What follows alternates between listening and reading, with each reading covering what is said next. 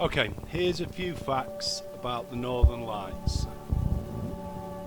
Northern Lights is an aurora, also called polar light, northern light or southern light. It's a natural light display in the sky. They're usually seen in the high latitudes, the Arctic and the Antarctic regions. Auroras are produced when the Earth's magnetosphere is disturbed by the solar wind. An aurora around the North Pole is called the aurora borealis or northern lights. Around the South Pole it's the aurora australis or dawn of the south or southern lights. It can be seen from long distances stretching in the sky for many hundreds of miles. Auroras can happen at any time, however they can only be seen at night because their light is not as strong as the light of day. Faint stars can even be seen through the aurora. Many legends are associated with the aurora in all countries where this phenomenon regularly occurs. Okay, how this happens. An aurora occurs when the sun sends off small particles into space. These particles are mainly electrons with charge and energy, which means they contribute to electricity. Earth has a protective shield of energy around it. This is called the magnetic field and forms an elongated sphere around the Earth called the magnetosphere.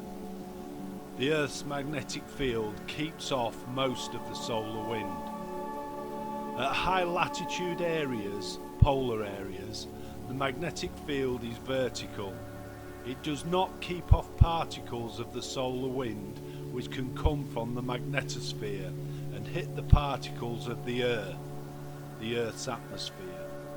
When they hit, the atmosphere is heated and excited and the excess gets away, a phenomenon which we see as moving lights in the sky above 100 kilometers altitude.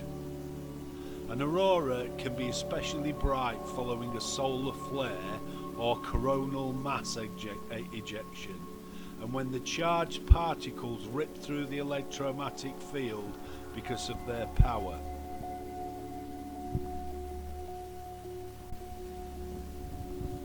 There are lots of myths and legends surrounding the Northern Lights. In Finland, the name of the Northern Lights is Revontulet, literally translated as firefox. The name comes from the rather beautiful myth that Arctic foxes produce the aurora.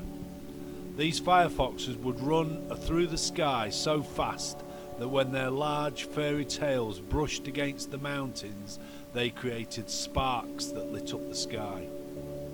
A similar version of this story tells that as the firefoxes ran, their tails swept snowflakes up into the sky, which caught the moonlight and created the Northern Lights. This version would have also helped explain to the people why the lights were only visible in winter, as there is no snowfall in the summer months.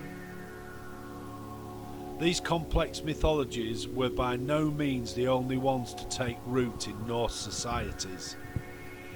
In Icelandic folklore, they believed the Northern Lights helped to ease the pain of childbirth, but pregnant women were not to look directly at them or their child would be born cross-eyed. In Greenland, people held the bittersweet belief that the lights were the spirit of children who died in childbirth, dancing across the sky, while in Norway, the Northern Lights were believed to be the souls of old maids dancing in the heavens and waving at those below. Whichever fantastical tale captures your imagination, one thing is certain: the Northern Lights were assigned great power and significance by the people of ancient Nordic societies. Whether a harbinger of good or evil, the lights were as magical and revered as they continue to be today. Many of the stories surrounding the Northern Lights in North American communities arose from the belief that they were the souls of departed ancestors.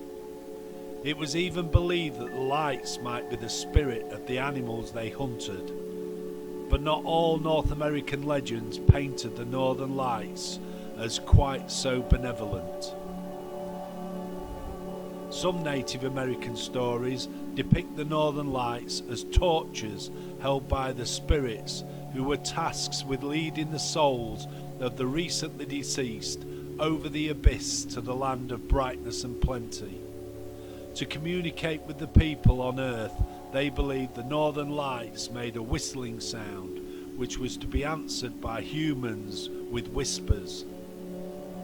Eskimo tribes believed they could summon the aurora to converse with their dead relatives.